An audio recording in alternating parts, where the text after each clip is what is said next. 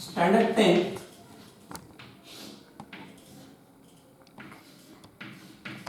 Science 1 आपला चालू आहे chapter 4 effects of electric current आणि आज त्याचा आहे लेक्चर क्रमांक 5. आज आपल्याला पाहायचं आहे इलेक्ट्रिक मोटर काय आहे ते बघूया.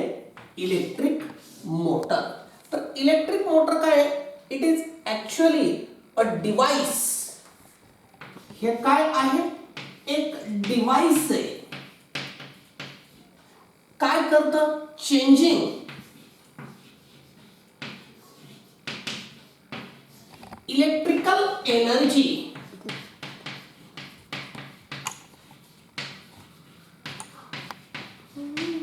into mechanical energy is known as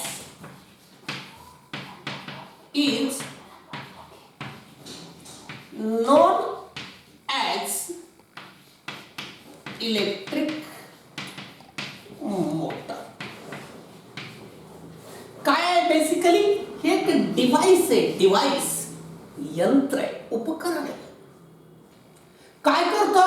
electrical एनर्जीचं रूपांतर मेकॅनिकल एनर्जी मध्ये करतं, कन्वर्ट करतं इलेक्ट्रिकल एनर्जीला. आणि मोटर ऑलमोस्ट आपण सगळीकडे पाहतो की आपल्या घरामध्ये फॅन आहे. आपण बटन टाकलं, फॅन मध्ये मोटर फिरवते फॅनला. किंवा मिक्सर आहे घरामध्ये, त्याच्यामध्ये मोटर आहे. इलेक्ट्रिकल एनर्जीला मेकॅनिकल एनर्जी मध्ये ती काय करते? कन्व्हर्ट करते. वॉशिंग मशीन आहे, बरोबर आहे ना? असे वेगवेगळ्या प्रकारचे अनेक यंत्र आहेत की ज्याच्यामध्ये काय आहे? मोटर लावलेली असते. आणि बेसिकली मोटर काय आहे? It is a device that changes electrical energy into mechanical energy. बघा बरं, लाईट बंद गेल्यावर चालतं काय? याच्यातलं उपकरण चालतं का? तुमचं फॅन वगैरे काही चालतो का? नाही, फॅन चालणार नाही, वॉशिंग मशीन चालणार नाही. कशामुळं? किंवा स्विच चालूच करू नका. पॉवर फॅन चालतो का? नाही चालणार. तुम्ही म्हणता सर वेळेत का काय? स्विच ऑन करावं लागेल ना, तरच काय होईल? फॅन चालेल. याचा अर्थ काय? स्विच ऑन केला तर इलेक्ट्रिकल एनर्जी भेटेल आणि हीच इलेक्ट्रिकल एनर्जी नंतर तो फॅन कर फिरतो तर मेकॅनिकल एनर्जी मध्ये कन्वर्ट होते. म्हणजे काय आहे? It is a device which changes the electrical energy into mechanical energy. आणि हे झालं याची व्याख्या, याची डेफिनेशन. आणि याचा प्रिन्सिपल काय आहे? कोणत्या तत्वावर काम करते ही? कोणतं तत्व वापरते काम करताना? कोणतं प्रिन्सिपल वापरते?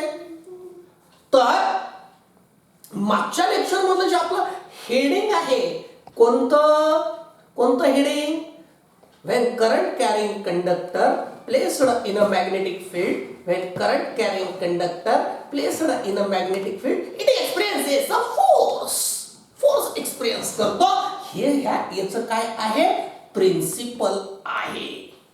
याच्या कन्स्ट्रक्शन आणि वर्किंग मध्ये आपण पाहणार आहोत. एक करंट कॅरिंग कंडक्टर आहे, तो काय केलेला आहे? मॅग्नेटिक फील्ड मध्ये प्लेस केलेला आहे. आणि त्या प्रिन्सिपलवर हे इलेक्ट्रिकल मोटर काय करतं? काम करतं.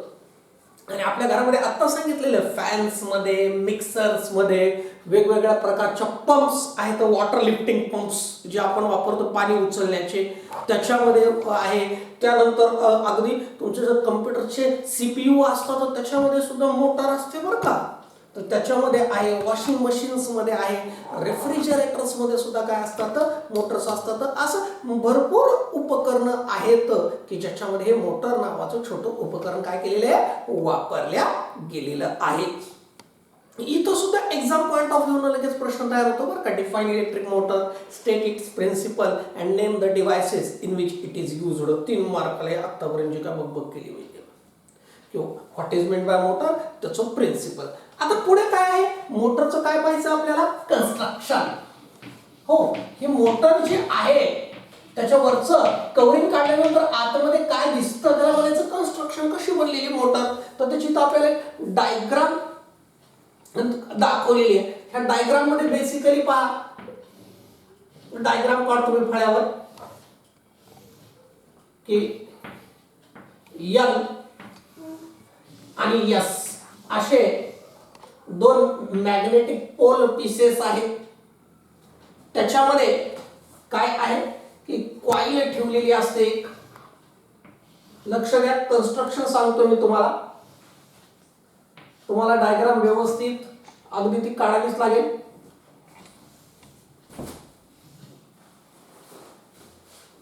अगोदर डायग्राम इकडे ड्रॉ करतो मी.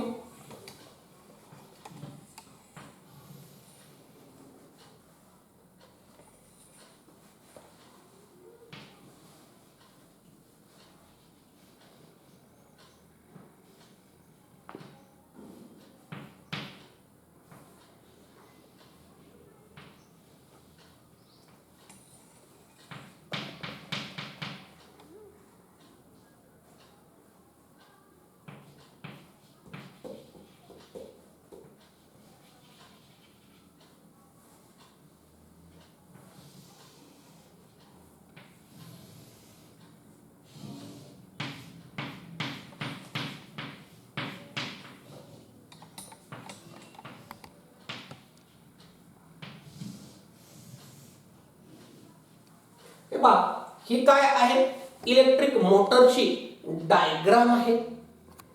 याच्यामध्ये काय काय आहेत, तर हे इलेक्ट्रिक मोटर मध्ये काय काय असतं लक्षात घ्या. तर इलेक्ट्रिक मोटर मध्ये सगळ्यात पहिल्यांदा हे दोन मॅग्नेटचे पोल पीसेस आहेत. ऍक्च्युली हे जे पोल पीसेस जे आहेत इथे थोडं तुम्हाला पुस्तकामध्ये काय केलेलं आहे त्याचं 3D केलेलं आहे, 3 डायमेन्शनल केलेलं आहे. वाटल्यास तसंही तुम्ही करू शकता. थोडं 3D पीस मध्ये त्यांनी काय केलेलं आहे काढून दाखवलेलं तुम्हाला. काढता आलं तर उत्तम, नाही काढता आलं तरी नुसतं चौकोन जरी काढले अगदी एक्झाम मध्ये सुद्धा तरी चालतं बरं का. तरी दाखवतो नेमकं हे काय असतं तो पोल पीसेस वगैरे काय आहे. तर ऍक्च्युली हे जे आहेत याचे पार्ट कोणते कोणते येतं की पहिला पार्ट आहे हे दोन पोल पीसेस. याचे किती भाग आहेत बघा की रेक्ट जे आहे, त्यानंतर ही जी आहे इथं दिलेले आहे हे ए बी सी डी ही कॉईल आहे. त्यानंतर इथं ह्या ज्या रिंग्स आहेत, ह्या ज्या रिंग्स दिसतात ना दोन, यांना एक्स आणि वाय नाव दिलेलं आहे. ह्या स्प्लिट रिंग्स आहेत, ह्या बाहेरकडे ज्या आहेत ह्या रिंग्स आहेत. त्यानंतर हे पाहे एक्स आणि वाय ह्या काय आहेत, ह्या रिंग्स आहेत. त्यानंतर इथं ई आणि एफ नाव दिलेले ते कार्बन ब्रशेस आहेत. त्यानंतर ही बॅटरी आहे, सोर्स ऑफ इलेक्ट्रिक, आणि ही की आहे. हे काय आहे तर हे ढोबळ मानाने आपण परिचय दिला की काय काय असतं. नंतर एक एक तुम्हाला मी समजावून सांगणार आहे. तर की हे आणि हे जे पोल पीसेस असतात हे डायग्राम मध्ये असे दाखवले. ऍक्च्युली हे काय असतं इकडे बघा, हे असं हॉर्स शू मॅग्नेट असतं बरं का. प्रत्यक्षात काय असतं, हे असं हॉर्स शू मॅग्नेट असतं. फक्त तिथं दाखवलेलं नाही आपल्याला चित्रामध्ये की आपल्याला चित्रामध्ये फक्त त्याचे दोन टोकं दाखवलेले त्या हॉर्स शू मॅग्नेटचे. पण हे समजावून घ्यायचं की ऍक्च्युली असं हे हॉर्स शू मॅग्नेट असतं. वाटल्यास पान क्रमांक 56 वर डायग्राम आहे तिथं तुम्ही पेन्सिलने तसं करायला, हॉर्स शू करायला काही हरकत नाही. म्हणजे आपल्याला कायमस्वरूपी ज्यावेळेस आपण पुस्तक बघू त्यावेळेस आपल्याला समजावून यायला पाहिजे की पोल पीसेस असे सेपरेट नसतात. तर ते हॉर्स शू मॅग्नेटचे दोन काय आहेत, आर्म्स आहेत. पण ते पुस्तकात दाखवले नाही म्हणून आपणही इकडे दाखवायचे नाही येतं. फक्त तुम्हाला समजण्यासाठी ते काढून दाखवले की असं असतं ते पोल. बऱ्याच वेळा असतं हे असं कुठं असतं का पोल पीसेस. तर ते काय आहे, हा हॉर्स शू मॅग्नेटचे ते दोन आर्म्स असतात. तर हे काय आहे, हे डायग्राम आहे. आता याच्यामध्ये आपल्याला काय आहे की पहिल्यांदा आपण सुरुवात कुठून करायची, तर सुरुवात करूयात ह्या ABCD पासून सुरुवात करूयात. कुठून तरी सुरुवात करायची ना आपल्याला. की सांगायला कुठून तरी सुरुवात करायची याचं कन्स्ट्रक्शन. तर ABCD पासून सुरुवात करू आपण. ह्या लक्ष द्या, काय शिकवतोय मी, सायन्समध्ये शिकवतोय. चॅप्टर 1-4 शिकवतोय. Effects of electric current, magnetic effect of electric current आपण डिस्कस करतोय. तर आज इलेक्ट्रिक मोटर डिस्कस करतोय. तर त्यानंतर त्याची व्याख्या बघितली, त्याचं प्रिन्सिपल पाहिलं, त्याची युजेस पाहिले, हे कन्स्ट्रक्शन आहे, ही त्याची डायग्राम काढली मी पान क्रमांक 56 वरची. आता एक एक आपल्याला सुरू करायचंय. तर पहिल्यांदा ह्या ABCD पासून आपण सुरू करू. काय आहे तर हा it is the rectangular loop of copper wire. हा काय आहे, rectangular loop of copper wire. की मोटर काय असते की it is basically it consist of a rectangular म्हणजे आयताकृती लूप बनवलेला आहे, लूप ऑफ कॉपर वायर. आणि याला ह्या रेक्टँग्युलर आणि हे कॉपर वायरला एक रेझिस्टिव्ह कोटिंग असतं आणि यालाच काय म्हणतात, कॉईल म्हणतात. यालाच काय म्हणतात, कॉईल म्हणतात. तर मग काय आहे की motor consist of rectangular loop of copper wire. आणि हे काय आहे, हे झालं. अँड दिस लूप, हा लूप कुठं ठेवलेला आहे, this loop is placed between north pole and south pole of magnet. कोणतं, बिटवीन, हे हॉर्स शू मॅग्नेट जे आहे की हे कॉईल कशामध्ये आपण ठेवलेली आहे, इट इज प्लेस्ड, ही जी कॉईल आहे ही काय, इट इज प्लेस्ड बिटवीन